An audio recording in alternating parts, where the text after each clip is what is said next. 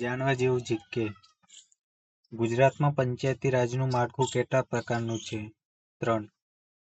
કેટલી વસ્તીવાળા ગામોમાં ગ્રામ પંચાયત હોય છે? 15,000 થી ઓછી.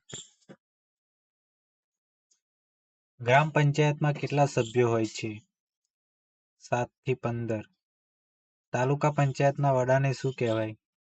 તાલુકા પ્રમુખ. તાલુકા પંચાયતને વહીવટી કામગીરી કોણ સંભાળે છે?